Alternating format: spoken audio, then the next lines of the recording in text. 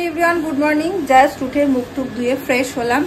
आज के सकाल থেকে দিদি ভাই পুলকদা দুজনেরই ভীষণ রকম শরীর খারাপ। ভোরবেলায় উঠে পুলকদা এসেছিল কিছু মেডিসিন এসেছে কিনা নিতে, তো মা উঠে দিল। একবার চলো দেখে আসি। মা একটু ছানার তরকারি করেছে, ওটা নেব, গুনগুন স্কুল যাওয়ার আগে ওটা দিয়ে দেবো।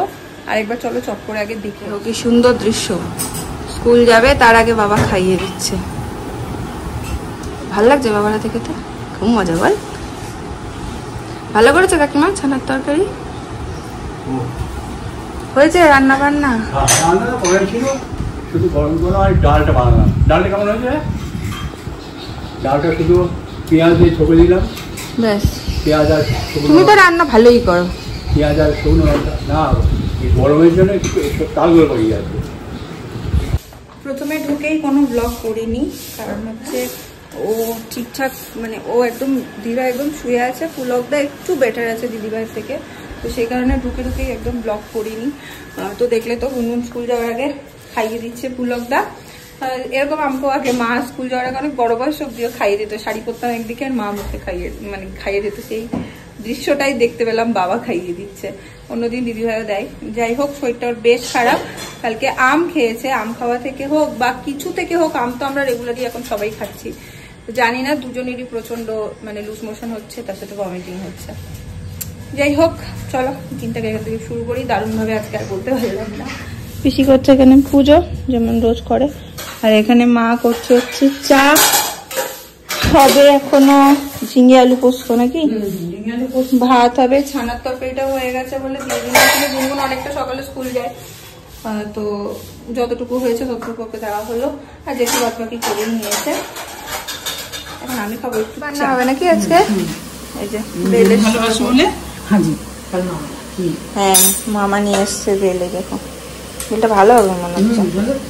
এটা হচ্ছে কাদের বাড়ি বলতো? এটা আমার মামার বাড়ির কাছে। ও মানে ওদের বাড়ির। ও একটা জিনিস দেখো তোমাদের, ওই বাগানের গাছের এই আমগুলোর সাইজ দেখো, জাস্ট আরো বড় একটা হয়ে আছে। এই দেখো, এই দেখো, মা আবার বলছে নাকি আরো বড় হয়ে রয়েছে। কিন্তু মজার বিষয় যেটা হলো, এই আমগুলো দেখতে যতটাই সুন্দর, আমগুলো ভীষণ টক, মানে তুমি খেতেই পারবে না, এতটা টক। যারা টক পছন্দ করো তারা নুন টুন দিয়ে হয়তো আমটা খেতে পারবে, ভীষণ ভীষণ টক। কিন্তু সাইজ দেখো, দেখতে কি ভালো। দেখো বাজারে বিক্রি হলে লোকে মানে ঠকিয়ে দেওয়া খুব ইজি। দারুণ টেস্টি আম বলি লোকে ভাবে বা কি বড় বড় আম, ভালো দেখতে, নিশ্চয়ই হেভি খেতে, কিন্তু মারাত্মক জন্য টক। আরেকবার দেখে আসি দিদি ভাইকে। যতদূর শুনলাম পুলকদাকে ফোন করে যে ওকে ইঞ্জেকশন নিতে হবে, এতটাই বাড়াবাড়ি হয়ে গেছে। যাই হোক দেখে আসি। 1 লিটার জল এবার মাপো কি করে? বোতল দেখে, হ্যাঁ বোতল দেখে। এইটাকে দেখো 3 খানা ইঞ্জেকশন দিতে হয়েছে, এমন অবস্থা। হাতে একটা দিয়েছে আর কোমরে না রে, দুটো হাতে দুটো। কি অবস্থা, ওর এত বুকে ব্যথা হচ্ছিল। আর এই চক্করে এই মানুষটার কি হচ্ছে আর কেউ দেখতেই পাচ্ছি না, একটু দাঁড়িয়ে আছে বলে। তো ইনজেকশন দেওয়ার পরে রিঅ্যাকশনটা তুমি কোথায় ছিলে? এইটাতে খুব লেগেছে, বললো তখন তোমার কি ভাল লাগলো বলো? আমি কোথায় ছিলাম? মেয়েকে তুলতে গেছিলাম। এটা খা, এটা বারবার করে খা, কমে যাবে। না ওর এত বুকে ব্যথা হচ্ছিল না, আমি প্রথমবার এসে ভয় পেয়ে গেছি। ও এমন করছে বুকে ব্যথায়, চূড়ান্ত গ্যাস হয়ে গেছিল, খুব গ্যাস হয়ে গেছিল, কমে যাবে।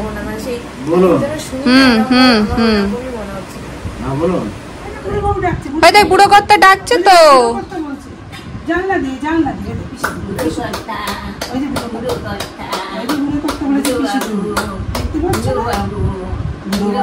চলো স্নান করবে না?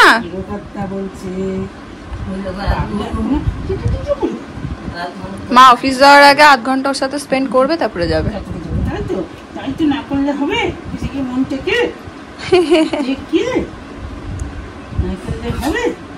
এখানটায় ঘুমাচ্ছে আর আমি এখানে করে বসে আমার এডিটিংটা সেরে নিলাম। কারণ জানো তো এখানে নেটের যা সমস্যা, ব্লগ আপলোড করতে খুব সমস্যা হয়, তোমাদের প্রায় বলি কথাটা।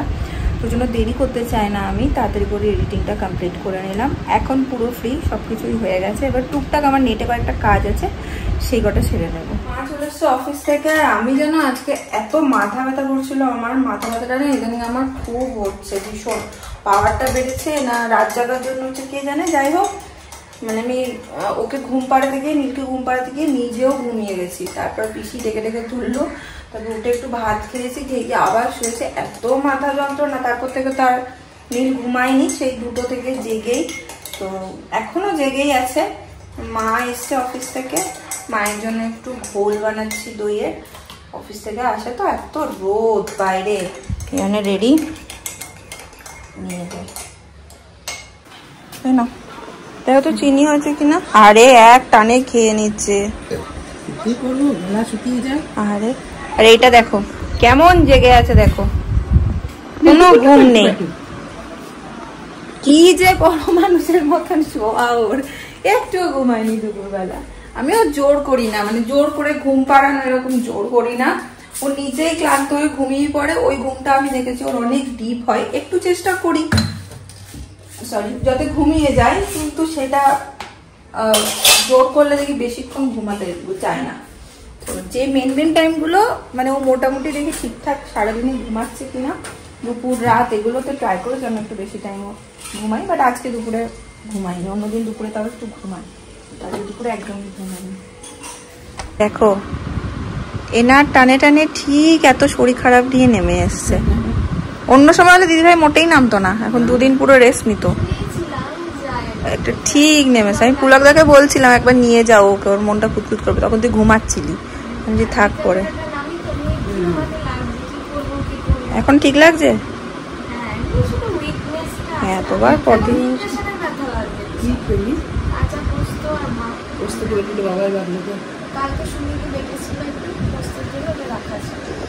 আর এই এখন ঘুমাচ্ছে দেখো অগরে, সারা দুপুর জেগে থাকলো। ছোট থেকে যে ঘুমালো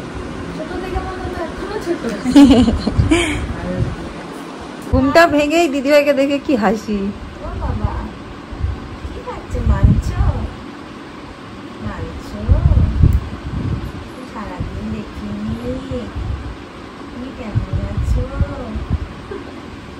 আরেকজনও আছেন।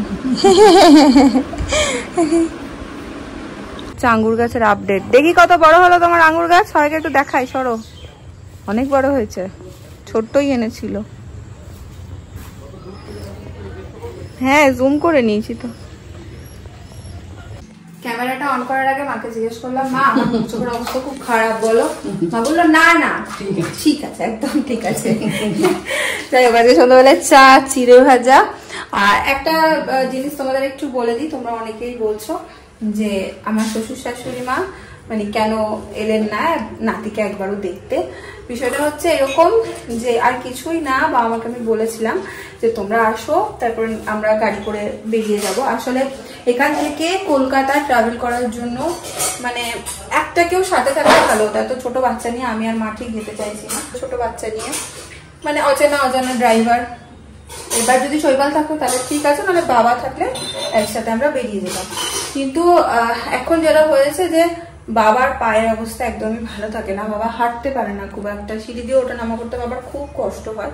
আর এত অসহ্য গরম, এই গরমে মানুষ দুটো ট্রেনে করে হোক বাসে করে হোক বা যেভাবেই আসুক ট্রাভেল করে এত দূর আসবে, আবার আমাকে নিয়ে যাবে, মানে সব মিলিয়ে না ওনারা যথেষ্ট মানে কষ্ট হবে আসতে। এইসব ভেবেই আর কি বাবা মাও এখন বেরোতে পারে না। বাবা তো একদমই এখন আর পায়ের ব্যথা নিয়ে বেরোতে চায় না।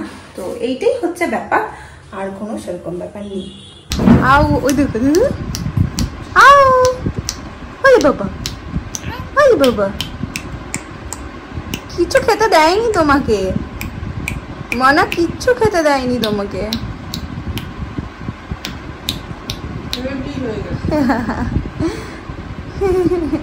হাসি হাসি মুখ। ওই বাবা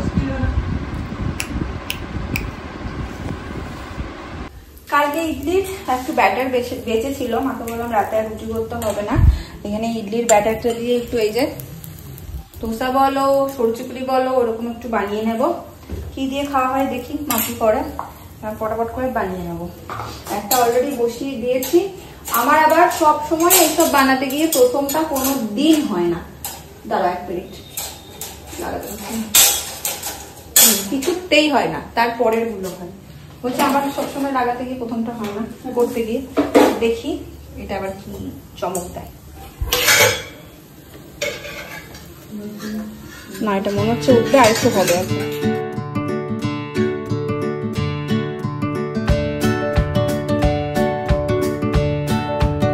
দিদিভাইয়ের সাথে খেলা চলছে, দিদিভাই যেখানে হাত নিয়ে যাচ্ছে ও সেখানে চোখ বুঝছে। এই দেখো দিদিভাই যেখানে হাত চলছে ওর চোখ সেখানে।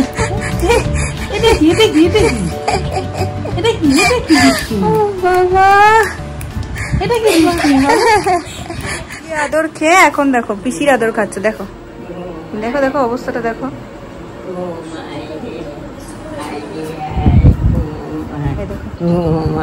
ঘাপটি মেরে রয়েছে।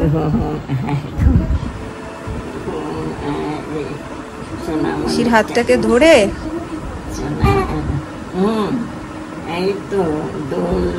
আবার আওয়াজ করে, কত আওয়াজ। আমার ডিনার হয়ে গেছে, চলে এসেছি ব্লগটাকে এন্ড করে দিতে। আজকে এখন একজন ঘুমায়নি, এই দেখো এখন তিরিং বিরিং করছে। এরপরে একদম মশারির ভেতরে ঢুকে চাপটে ধরে বুকের মধ্যে নিয়ে অনেক থাবড়াতে হবে, গান শোনাতে হবে, তারপরে আস্তে আস্তে আস্তে তিনি একটু ঘুমাবেন। চলো আর দেরি করবো না, বেজে গেছে প্রায় 10:10। একটু তাড়াতাড়ি আজকে সবকিছু মিটিয়ে নিয়েছি, কারণ সারাদিন ঘুমায়নি তো। এখন রাতে যদি ধরে বেঁধে না ঘুম বাড়ায় তাহলে অনেক দেরি করবে ঘুমাতে। যদি ব্লগটা ভালো লাগে পাশে থেকে সাথে দেখা হচ্ছে পরের ব্লগে। টাটা।